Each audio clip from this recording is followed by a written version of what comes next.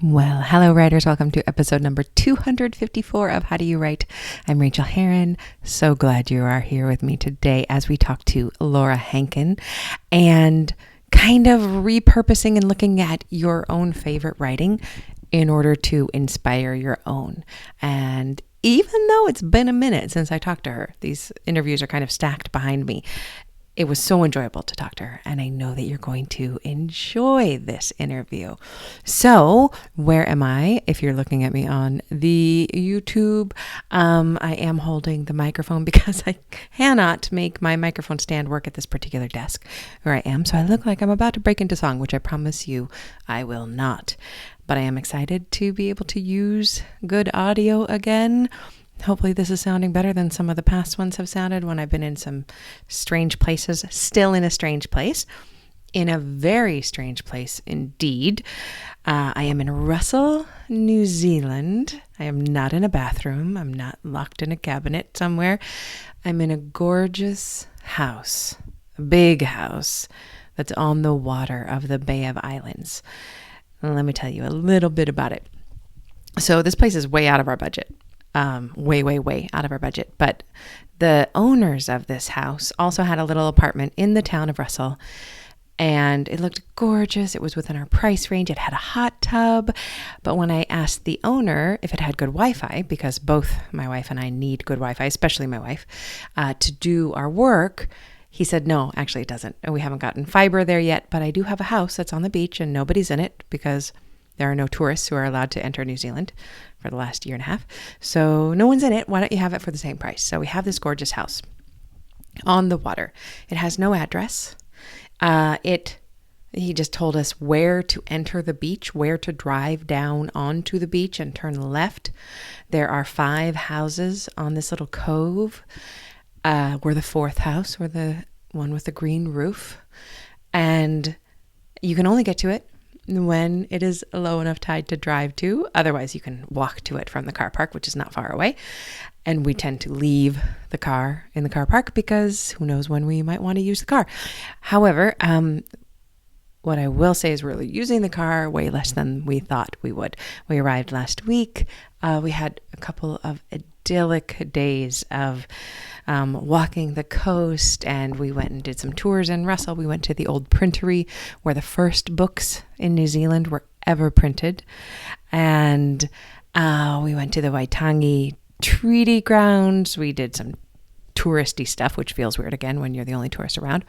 And then on Tuesday, right after I'd gone to the doctor to ascertain that, yes, I had broken 2 bones in my foot a month ago, right before we left, that I'd been completely ignoring, and which apparently I only need to continue ignoring, which I was hoping was true. Right after I went to the doctor, we were alerted to the first case of COVID in the country, in the community, for a very long time. New Zealand shut down in 2020 for about 8 weeks, and it's been open since then. They shut it down. They didn't let people move around, and they took care of it. So this community case was a very big deal, and they shut the country down that day. They locked it down. We were at lockdown level 4, and for people who have not been at levels like America, level 4 means you don't do crap. You do not do crap. Every business is shut down except for essential services like supermarkets, gas stations, and doctors, hospitals, testing sites, those kind of places. It's not like in the United States when we're talking about essential workers. It seems like that there were a lot of essential workers. Here, there are fewer. It's not like there are any restaurants that are open.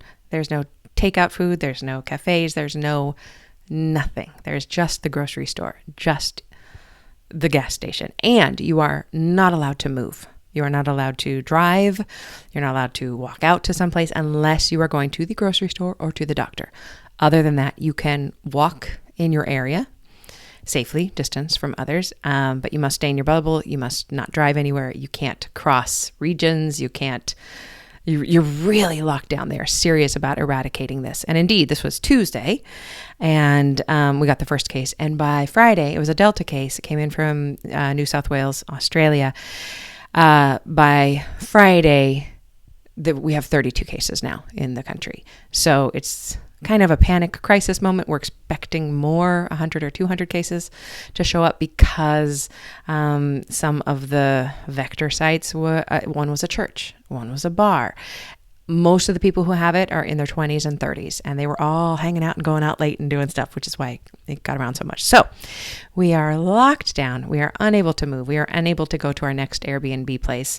And no one is available. No one is able to come to this Airbnb place. So the host just said, as he has to say, but he was awesome, said, stay as long as you like. So we are here for the duration of the lockdown, at least while we're on level 4, and maybe when we're in level 3. I've done a bunch of reading about driving, being able to drive during level 3, and I'm not quite sure of the things. This is a little bit of a splurge for us still. A little bit higher than we wanted to pay, even though it's not at its actual rate. So I would like to move at some point just to save a little money. But in the meantime, the house, all the windows, just look out on the water. This particular bedroom that I'm recording in is the only room I've been in without a view. When I'm in the bathroom, I'm looking at the empty moored sailboats on the water. We're watching birds. There's nothing else to watch. There's nobody who comes on our beach. There's a guy who lives next door, and he has a little border collie / Springer Spaniel puppy. So we get to watch him walk. And that's about it. I've seen one woman walking on the beach. I think she lives further down the road. And that's it. We are alone here, and we can't go anywhere. So it's been honestly idyllic. I wish that this was not happening. This is a terrible thing that is happening. But where we got stuck is heaven. And I am so freaking grateful that we get to do this. So this is the end of a work week as I'm recording this. I forgot to release this yesterday because time zones and days have me all messed up. So I apologize for that. But that means that at the end of today, it's our weekend, and we can't go be touristy. We can't drive around and look at things. We are not even supposed to kayak. We have kayaks here and the water's really still, but you're not supposed to boat or hike or do anything that may bring emergency services to you, that you may need emergency services to get out of. So even though I have been kayaking here before the lockdown, I don't think I'm going to do it because I feel morally torn about that. I definitely, who plans on needing emergency services? That's the thing. If I go out on the water, I'm not planning on needing emergency services. I've kayaked a million times. But yeah.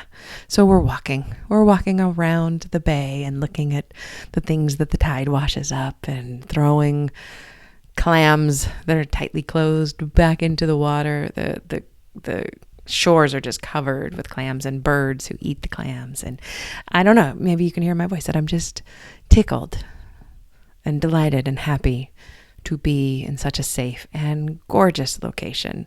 I'm trying to pretend while we're here that we live here, that this is my house, and I'm doing a really good job of it. So what else has been going on? I have been writing every day. I came up with a new way, I love a new way, to me, of keeping track of if I'm getting stuff done. Because with all the upset and turmoil and moving and stuff that we've been doing, it's been easy for me to let days go without getting things done that I really need to do, like connecting with the people that I love, like meditation, like getting my deep work done, like getting work done on my secondary project. So I made myself a little chart, and I have all these boxes I can fill in during the day, and I get 100 points per box. And so I put this in my email that I sent out yesterday. So if you're not on my email list, you want to be on that, you can go to rachelherron.com/write, and then I can send you the example of what this looks like. But I put some interesting things on there on my list of things that I want to do that I get 100 points for. I get 100 points if I spend 30 minutes a day reading a book for pleasure during my workday. And by knowing that I can so easily get 100 points, I have been doing it. I have been leaving work to go read on the couch, even though to me it feels, like you're not getting enough done. You're not checking off the to-do list. That is really important for me to do. I get 100 points if I stop working by 5 p.m. Guess what has been making me close my computer at 4:59? I want those 100 points. So I stop working. I don't know. It's been really awesome. So I've been getting a ton done and also relaxing, because there's really nothing else to do. So that is what has been going on around here. Kind of a lot of things and also nothing. So I just wanted to give a quick thank you to new patrons, Nikki Woolfolk. Hello, Nick. Marie and Claire both edited their pledge up. Thank you, thank you, thank you so much. It always makes me feel like $1 million when you do that. So thank you to Claire Kauter and Marie. And bumper crop of Jennifers came in this morning. Jennifer Flunker and Jennifer Zeitler. Thank you, thank you, thank you so much. I hope that you enjoy the essays that I'm writing right now about this big move and this big change. And yes, there will be one on lockdown and how different it feels to be here under a government that really, really cares about its residents and does the right thing to protect them and to get business back on track. New Zealand lost a ton of money. There's a technical financial way to do that. They went into great financial distress when they shut down for 8 weeks this last time, and they gained up all of it. They gained all of the money back. On the very first day of this new lockdown, they already had the business forms in place for companies who could apply to pay their employees. The very first day, everything is in place here, and it made me cry the first day when Jacinda Ardern, the prime minister, went on the news. She goes on the news every day, every single day at 1 p.m. and talks to the nation and takes all the questions. And if she doesn't have an answer, she comes back the next day with the answer. If she didn't have it the day before, she goes on there with her health minister, and they just talk every day to the nation. It made me cry to see this happen with so much concern and so much care, and people doing this for the right reasons, shutting down for the right reasons in order to save lives. And it just makes me feel like I did the right thing by moving here. And I'm so happy and privileged. And I feel so patriotic to my country of New Zealand when something like this happens, when I listen to her. So that's been awesome. That's been truly awesome. So let us jump into the interview now. I know that you're going to enjoy this one. And in the meantime, I hope that you are getting even a little bit of writing done. A little bit every day adds up. And interestingly, if you do 10 minutes today and 15 minutes tomorrow, the next day, you're probably going to want to spend 20 minutes on it. It's pretty awesome how that grows. So do that. Come back, find me online. Tell me what you are up to. I just glanced back at the video. If you never watch me on YouTube, don't worry about it. But if you are watching on YouTube, the light in here is very strange. So anyway, happy writing to you all. I'm so glad to be in contact with you and to be part of your writing community. It means so much to me that you let me into your ears and you let me talk to you and you let me talk to you about writing and about life and about how all of this feeds and informs our writing. So keep it up. Happy writing. We'll talk soon. All right. Well, I could not be more pleased to welcome to the show today, Laura Hankin. Hello, Laura. Hi, thank you for having me. I'm thrilled to have you. Let me give you a little bit of an introduction here. Laura Hankin is the author of Happy and You Know It, and she has written for publications like McSweeney's and HuffPost, while her musical comedy has been featured in the New York Times, the Washington Post, and Funny or Die. She splits her time between New York City, where she has performed off-Broadway and acted on screen, and Washington, D.C., where she has sung to far too many babies. A Special Place for Women is her most recent relief. And I have just got to tell you how much I enjoyed your book. I had a recent complaint from somebody who's like, Rachel, we never believe you because you always enjoy people's books. But the thing is, I don't interview people whose books I don't love. That's how it goes. And yours was just such a treat. And I saw somewhere, I can't remember where I saw it, but it was like, maybe you said it somewhere now that I'm saying, like, it was kind of almost, it touches on like a mashup of Secret History meets Practical Magic, which I couldn't let go of, like two of my favorite books of all time. And you're so funny and it's so, but yet unsettling and spooky and all of those things. So I just can't recommend A Special Place for Women more. And I would love to talk to you about the writing of it. And when, so this is a show for writers about process. Mm-hmm. How do you write on a daily basis?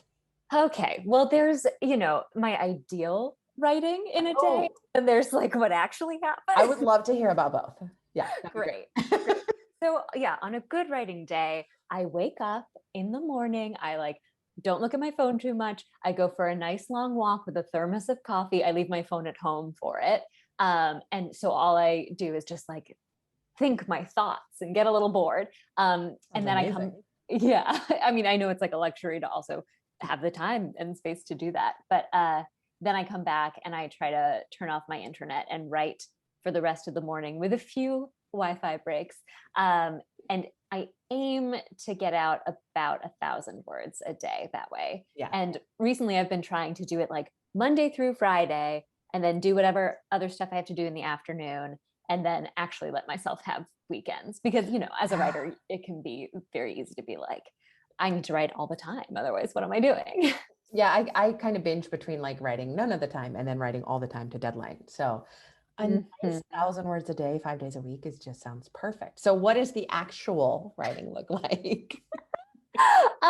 If I'm blocked for whatever reason, or if there's something else going on in my life that's taking a lot of my focus, sometimes it's more like 200 words in a day, and they're really just kind of outliney or like free writing. Yeah.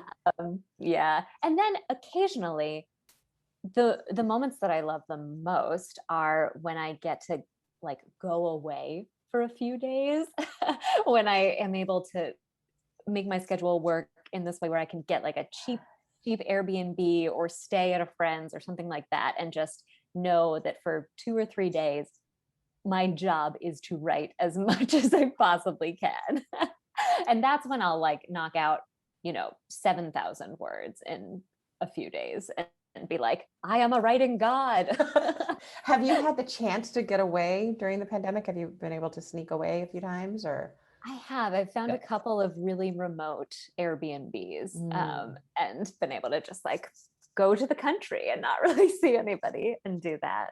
And I will say, it's interesting because I have written as my full-time job. Like that's what I'm doing now. And I feel very, very lucky to have that. And then I've also written while working a bunch of day jobs and had to like fit it all in there. And it's a lot tougher that way. A lot tougher, but let me ask you honestly, because when I had a day job, I've been doing this full time now for 5 years. When I had a day job, I almost swear to God that I got more writing done sometimes. I haven't actually tabulated it and figured out like how many books were when, but there is something about being a full-time writer where you're like, well, okay, 200 words. Whereas if you've got to work a 12-hour shift, you're like, I got to get those 1,500 words right now. What do you think about that? I think that's really true. Yeah. And especially, at least for me, because the end game was to become a full-time writer. And so I felt like I'm working these other jobs. The sooner I write this book, the better I can make the sooner I can make my dreams come true, Yeah. Whereas now the amount of writing like expands to fill the time that you have. For sure. There are a lot of people listening who want to make this the day job dream thing. And please tell us how it felt when you did that. Oh, I like almost couldn't believe it. I still can't. I had been wanting it for so long. Yeah. Every once in a while I sit back and I'm like, wait, I get to do this. And then of course I'm like, what if all my books flop and then I can't do it anymore? Because I think that's the sad secret, right? Is that like, you're never guaranteed to be able to do it for your whole life. What is your backup job? Because I'll never go back to the career I was in. My backup job is Trader Joe's cashier. Oh yeah, because you get to be like really friendly. You get to be really friendly. You get like, it seems like they employ awesome people. They have good benefits. Yeah. Do you have one in your head? Great. Well, the problem is that all the jobs I've ever wanted to do are like extremely impractical and difficult. So my backup job would be like, oh, an actor, audiobook narrator. Have you ever done audiobook narration? I have gotten to do my own, which is really nice. I've done one of my own and it was so fun. Really? Yeah. But you obviously have the acting prowess and skill and I do not, but have you done all your books? Yeah, I've done 2. I also wrote a book like way back when that did not get a wide enough release to have an audiobook, but the 2 audiobooks that I have, that's so cool. Yeah. The first one though was like, it was my first one. So I was supposed to have a really hands-on director. And that was Happy and You Know It, right? That was Happy and You Know It. Yeah. And then the pandemic happened and they were like, get to the studio tomorrow, read until you can't read anymore. Pray that the city doesn't shut down before you're done. Oh my God. And did it get done? Well, obviously it got done. It got done. But I will say A Special Place for Women was a nicer process in terms of like being able to take my time with it and try different things and have a hands-on director. Yeah. Cool. What is your biggest challenge when it comes to writing? I think accepting in my heart that the first draft is going to be bad. You know, I'm always like, but maybe I shouldn't write anything if it's not going to be perfect right away. Isn't that weird how it sticks with us forever? Like I keep feeling like I will someday get to the point where I know how to write a good first draft, but I won't. Yeah. I won't. No, that's it's fine. Sorry. What is your biggest joy when it comes to writing? Oh, I love writing dialogue. I think that's really fun. And also, maybe this isn't great to say, but I kind of love the part where I'm not really writing, but I'm just thinking about like the plot and what's going to happen. Nobody ever says that, but that's so enjoyable. Yeah. The most fun that I have is when I just pull up a Word doc and I'm like, okay, word vomit out everything you think might happen in this book. And yeah, you're just like playing with your characters, but you're not judging yourself in the same way. Yeah. The dialogue, your strength in dialogue, does that come from being an actor and, being on stage and all that? Do you think that's where it comes from? I think it does help that I had so many years of being in various plays, and that's your tool, the dialogue and the plays. And yeah, you get to play a lot of different characters and feel the way it feels to talk as different characters, which is really helpful. And so sometimes, I think like reading your own dialogue out loud and maybe trying to do the voices a little bit could be a useful tool to hear if everything just sounds way too much. Thank you. Yeah, I love that. The book that I narrated was nonfiction, so it did not have my fictional voices. I don't think I could ever do that, but I could try it in my, in my home office. Where no one's judging you. I could do a very good job of judging myself. I'm an expert. Yeah. Can you share a craft tip of any sort with us? But you kind of just gave us one, really. Yeah. I guess in addition to that, this is one that I've never actually used, but my friend said it the other day and I thought it seemed so interesting. And I'm saving it in my back pocket for if I ever get stuck. But she said that when she has a lot of trouble writing, sometimes she'll like pull out a book that she really loves and just type out a few pages from it. So she can literally feel the rhythm of like writing good sentences and it inspires her to keep going. What book do you think you would pull out if you did that? Oh my gosh. I love I Capture the Castle by Dodie Smith. Did you ever read that? Yes, I love that book. Yeah. And it's just got such a charming. Yeah. I know people don't really talk about it, but I've made it my mission in life to talk about it all the time. What do you love about the writing itself? Oh, I just think the narrator is so charming and it's funny without being like, laugh now, audience, It kind of sounds like you're writing. Oh, wow. Yeah. I really can hear that echo. That's very, very, very cool. Oh, thank you for that. I'm going to think about who I would choose. Okay. What thing in your life affects your writing in a surprising way? I think my day jobs in a way have affected my writing a lot. Like I've pulled a lot from them for material, which is great because I always feel like, all that time that I thought maybe I was wasting doing something that wasn't my passion actually fed into my passion and, helped inspire me creatively. Can you think of a time that you pulled directly from that? Oh yeah. With Happy and You Know It, that was a book about a playgroup musician for wealthy New York women who like gets drawn into a club. So I haven't read that one, and that is just directly from your life. Yeah, it's directly from my life. Yeah. Awesome. I said club, it's a playgroup. I'm now conflating my two books. Yes. But yeah, that one was entirely inspired by my day job. Did you ever hear back from people who wondered if you were writing about them, or did they just kind of keep that all to themselves? Maybe they kept it all to themselves, or maybe I just did a really good job of actually making up fictional characters in the situation.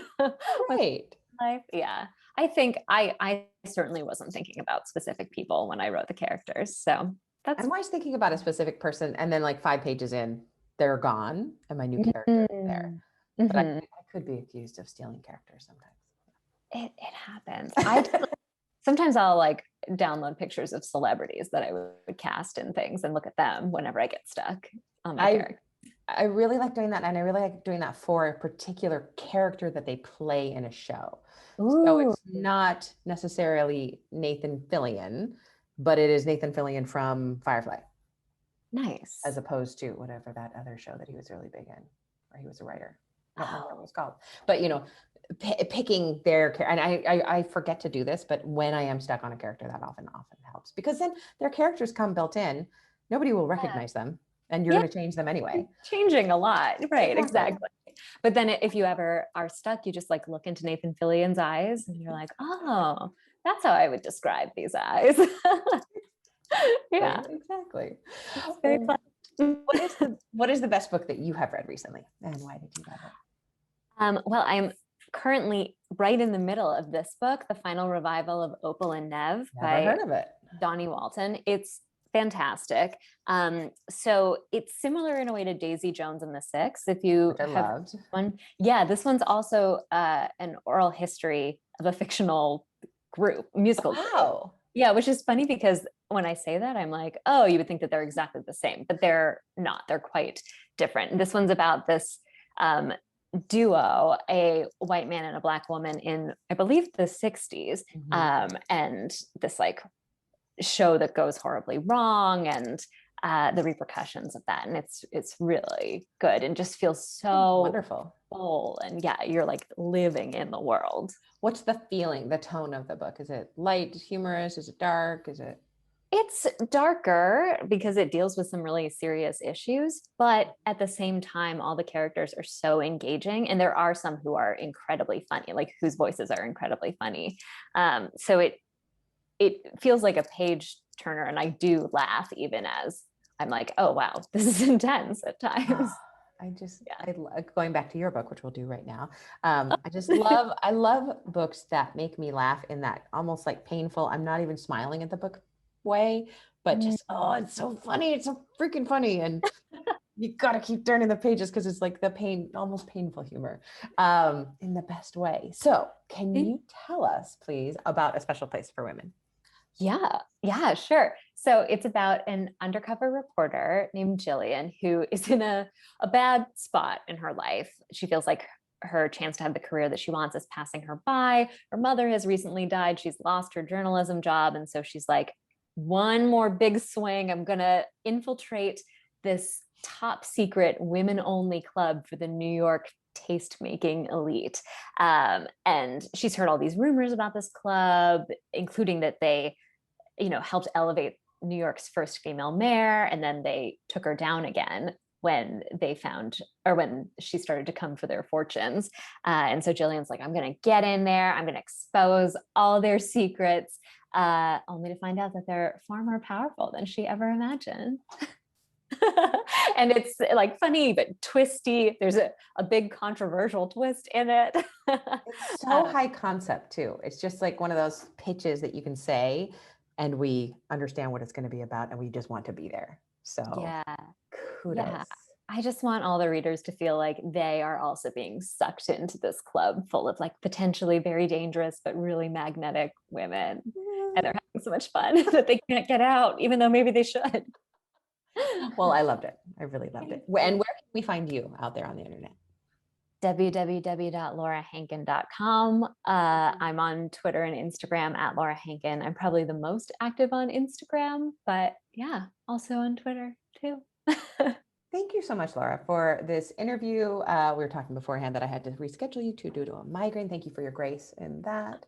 And I just so appreciate your book. So appreciate the time you've taken to talk to us about writing. So, it was really fun. It was nice to meet you. You too. Yeah. And happy writing to you.